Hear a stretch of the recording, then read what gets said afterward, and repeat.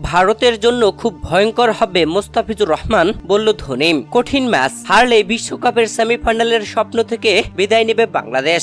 এমন ম্যাচে বাংলাদেশের বিপক্ষে মাঠে নামার আগে মুস্তাফিজের কাটার সোলোয়ারের ভয় ভারতের।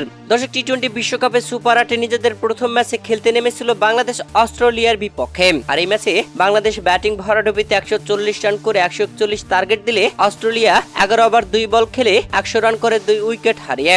এরপরে শুরু হয়েছিল বৃষ্টি, আর ম্যাচটি বৃষ্টি আইনে অস্ট্রেলিয়াকে 28 রানে জিতিয়ে দেওয়া হয়। আর এখন বাংলাদেশ কঠিন সমীকরণের মুখে পড়ে গেছে। সুপার 8 আর বাংলাদেশের দুটি ম্যাচ রয়েছে, যেখানে ভারতের বিপক্ষে 22 জুন বাংলাদেশ সময় রাত 8:30 ওয়েস্ট ইন্ডিজের স্যার ভিভিয়ান রিচার্ড স্টেডিয়ামে খেলতে নামবে বাংলাদেশ। এরপরে আফগানিস্তানের বিপক্ষে খেলতে নামবে।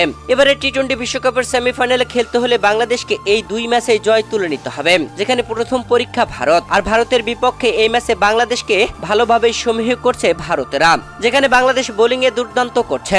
আর এই বোলিং ভয়ই ভারতের। মুস্তাফিজুর রহমান ডেথ বোলিং এ অসাধারণ করেন। আইপিএলে দারুণ বোলিং করেছেন চেন্নাই সুপার কিংসের হয়ে।